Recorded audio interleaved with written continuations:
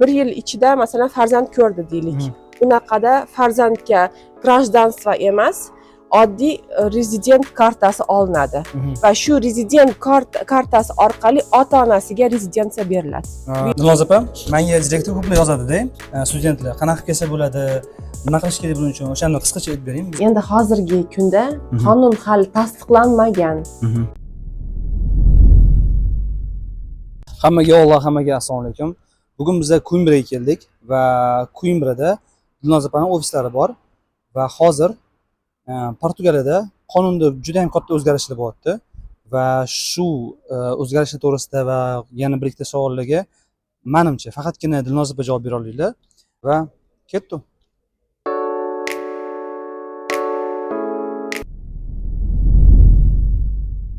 Dilnoza opa, birinchi bo'lib oldingi va hozirgi vaziyatni aytib bering. Qonun bo'yicha nima bo'ldi?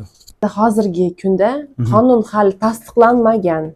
Ya'ni tasdiqdan o'tmadi. Endi lekin o'tish arafasida. Qanday desam bo'ladi? Bu narsa boyagi vazirlar, vazirlar bilan muhokama qilinib, yangi qonun chiqmoqchi bo'ladi, lekin ular qonunni tuzishadi va parlamentga topshiradi. Parlamentga kirgandan keyin u yana qayta muhokama bo'ladi. Undan keyin assambleyaga topshiriladi, respublikanskiy assambleyaga kiradi. Shunda parlamentga olib kirilgan paytida bu narsani ular qabul qilishmadi, chunki 19-iyun bilan boshlanadi qonun, ya'ni retroaktiv tarzda boshlanadi degan edi. U qonunni bular qabul qilmaydi, chunki qonunga zid narsa, retroaktiv bilan boshlanish bu qonunga zid narsa. O'rtoqlar, biz hozir Coimbra universitetida olib turibmiz va hozir ishga kirib, men Dilnoza opa bilan bir ikkita savol beraman, javobini olamiz. Bu spesial studentlar uchun. Qani ketdi.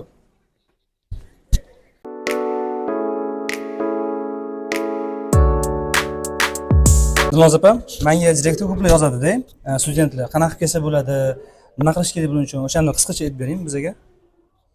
To'g'ri, student bo'lish Portugaliyada imkoni bor. Ya'ni buni ikki yo'l bor. Ikki xil yo'ldan qilsa bo'ladi legalizatsiyasini.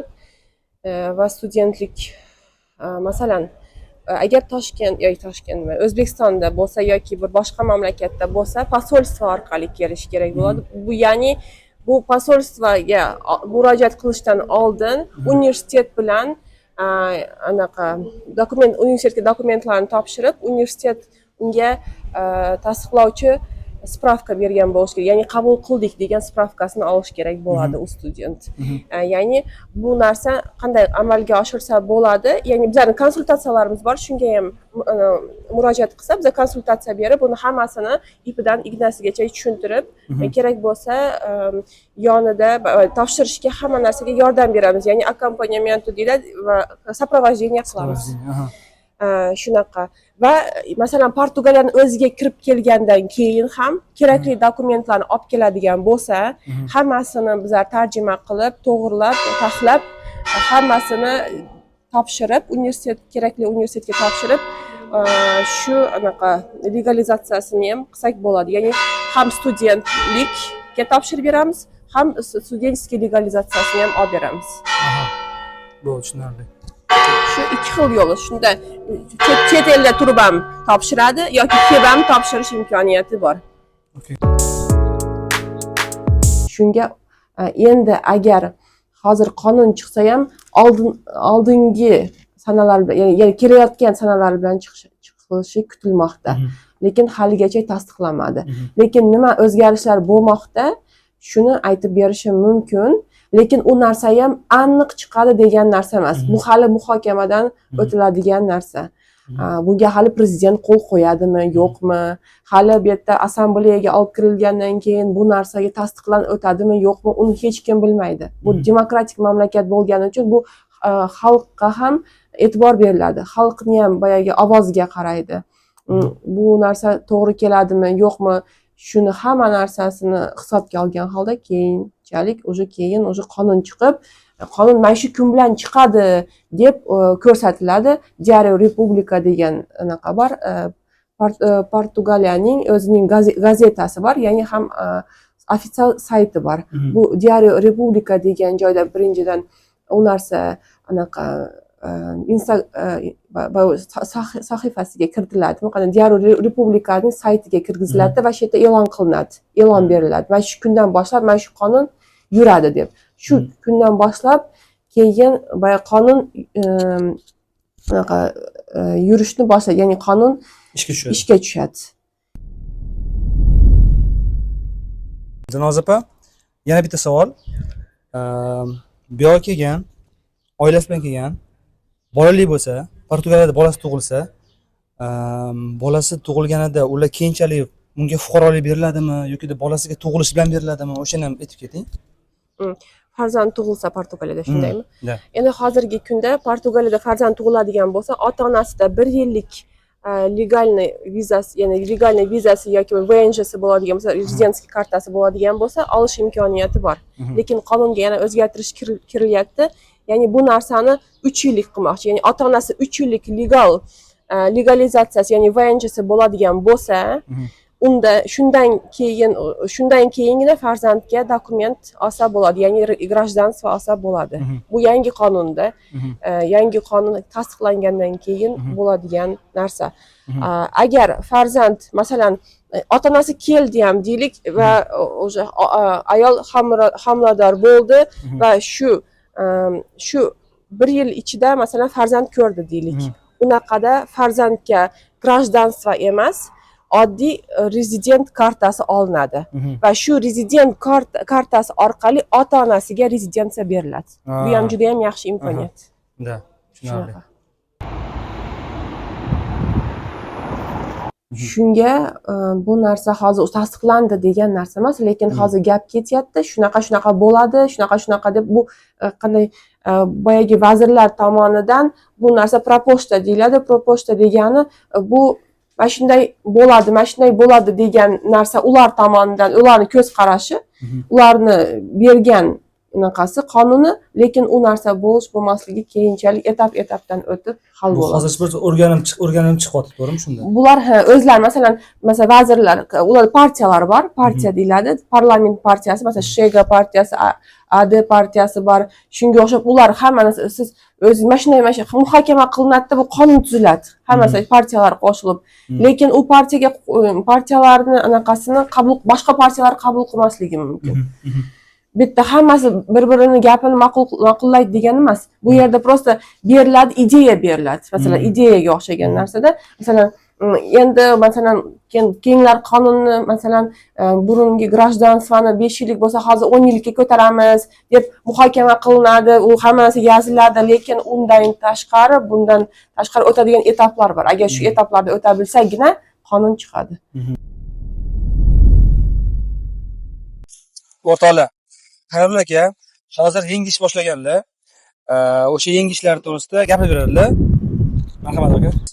Ofisini ochdik. Ofisini portugalcha ofisina deyiladi. O'zi avtoservis. Avtoservis ochdik. Mashina bo'yicha. Hozirgi ishimiz, bo'yayotgan ishimiz mashinalar bo'yash. Pokraska tarafdan. Keyin bizlarda mexanik tarafdan bor. Halovoy motor, himchista, detailing. Bizlarga yana odamlar ham kerak bo'ladi. Meni direktimga yozsa bo'ladi. Yaxshi professional mashina bilan bo'yaydigan, malyar qiladigan hadoshiklar, motoristlar bo'lsa yozinglar, gaplashamiz. Shunga o'xshagan narsa, shuning uchun endi hali chiqmadi. Lekin nima deyilmoqda? Eski narsani aytadigan bo'lsak, eski qonunlarga keladigan bo'lsak, masalan, oldinlari 5 yil. 5 yilni yashab, qonunni yashasangiz, 5 yildan keyin grajdanstvoga topshirsangiz bo'ladi, ya'ni fuqarolikka topshirsangiz bo'lardi. Hozirgi kunda 5 yil emas, hozir 10 yillik qilmoqchi. Boshqa hamma davlatlar uchun, lekin Portugal tilida so'zlashuvchi davlatlar uchun 7 yil. Shunaqa o'zgarishlar kutilmoqda. Endi uni o'zgarish bo'ladimi, yo'qmi? Bo'lsa kerak. Unga 80-90% примерно ishonamiz. Lekin orqa sana bilan bo'lishi уже tasdiqdan o'tmadi. 19-iyundan boshlab bo'ladi deyotgan-ku. Orqa sana bilan o'tmaydi. Chunki qonunda yo'q narsa, qonunga zid narsa bu narsa.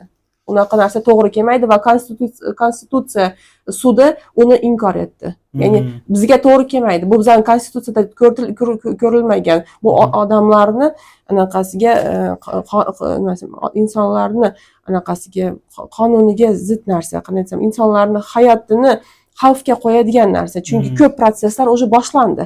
Ko'p proseslar kirgizilib qo'ydi. 19-sanada ham kirgizildi, 20da ham kirgizildi, lekin ular muhokama qilgan kuni 23 bo'ldi. 23-iyunda muhokama qilishyapti. Qanday shunda orqa bilan kirgizilgan insonlarning ishlari shunda ko'rib chiqilmaydi, u shunda yangi qonunga o'tib ketadimi? Bo'lmaydi. U qilingan kundan keyin chiqish kerak qonun. Qonun orqa bilan chiqmaydi. Qonun oldin bilan chiqadi.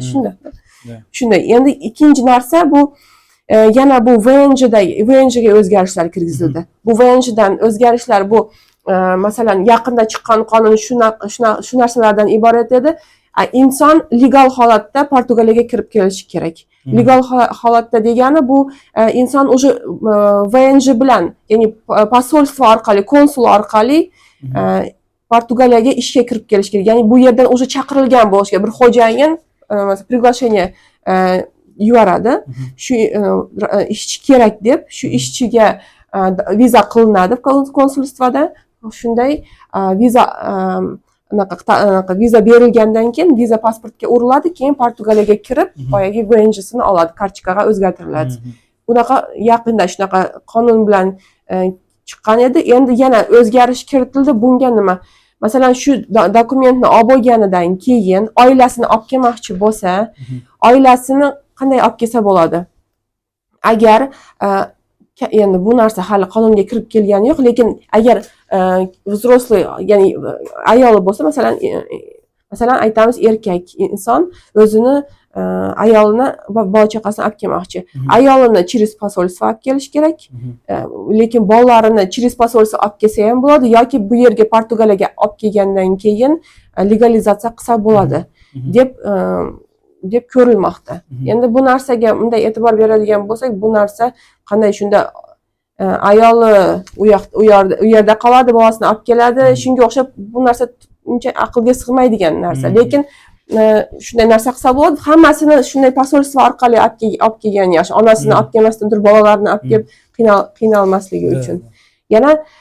Yana nima deb aytsak bo'ladi? Yana bitta narsa o'zgartirish kiritildi. Masalan, shu VNJ olgandan keyin darrov воссоединениyaga ariza tashlasa bo'lar edi oldinlari. Hozirgi kunda yo'q. Hozirgi kunda 2 yil muddati o'tadi, VNJ oladi, 2 yil muddati legalna ishlaydi, shu inson legalna Portugaliyada yashaydi, ishlaydi va shundan keyin 2 yildan keyingina ariza topshira oladi. Shunaqa qonun kiritilmoqda. Endi bu ham hali pod vопросом, hali hech kim bilmaydi, rostdan kiritiladimi yo'qmi, chunki bu narsa bar muhokamadan o'tilgandan keyin, go'los yig'ilgandan keyin, ya'ni ovoz yig'ish kerak. Ovoz yig'ilib tasdiqlanadi, o ko'rib chiqiladi, shunga o'xshagan narsa. Yana nima o'zgarishlar? Bu yana boyagi Portugaliyadagi Portugal tilida gaplashuvchilar uchun отдельно boyagi ularda bunaqa narsa bor edi. Masalan, Portugal tilida gaplashadi mamlakatlar o'zining mamlakatidan turib portugalskiy konsulstvosidan viza olsa bo'lardi, ish izlashlik vizasi, ya'ni ish izlashga imkoniyat beradigan viza bor edi. Procura de trabalho deyiladi, Visto Procura Trabalho. Bu degani u men ishsizman bu yerda, men Portugaliyaga borib ish izlamoqchiman deb ariza tashlaydi va shu narsani haqiqatan ham ishsizligini ko'rsa, haqiqatan ish kerakligini ko'rsa, ular viza beradi, Portugaliyaga kelib 3 oy muddat beriladi u kishiga. 3 oyning ichida ish topish kerak. Uzog'i bilan 6 oy muddat, agar ayrim sabablar bo'lsa, haqiqatan ham ish izlab topmay, yana ko'proq yurib qo'yadigan bo'lsa, 6 oygacha cho'zilishi mumkin. Shunaqa narsa bor edi. Endi lekin ularni hozir olib tashlamoqda va bu narsani qilish mumkin imkoniyati bor kimga? Kim oliy ma'lumotli insonlarga. Ya'ni diplomированный kasb egalari shu boyagi ish izlashlik vizasi bilan kirib kelsa bo'ladi degan chiqarilmoqda. Lekin любой davlatdan, to'g'rimi? Butun dunyodan kirsa bo'ladi. Hozir bular SNG davlatini ham qo'shmoqda, lekin bularda hozirgi kunda Portugal tilida gaplashadigan mamlakatlarni mamlakatlar haqida gapirilmoqda, lekin kelajakda u ham kirilishi mumkin boyaga. Endi qarang, bizlarda informatsiya berish ikkita xil yo'li bor. Ya'ni tekin informatsiya, ya'ni tekin konsultatsiya va pulli konsultatsiya bor. Tekin konsultatsiya 15 minutgacha beriladi. Bu narsada 15 minutning ichida tez beriladigan savollar faqat berilib, unga javob berilishi mumkin. U narsa tekin. Meni yordamchim bor. Bizlarni anaqamizga Instagramga, direktga yoki bo'lmasam mana shu WhatsAppimizga yozsa, bizlar shu konsultatsiyani 15 minutga yoziladi. 15 minut konsultatsiya ham yozilishi kerak. Shunday telefonni qilib 15 minutlik konsultatsiya tez ola olmaydi, chunki bizlarda ham vaqt bor, belgilangan. Buni yozganmiz, undan tashqari qiladigan ishlarimiz bor. Insonlarning dokumentini olib qo'yganmizlar, shunga o'xshagan narsa.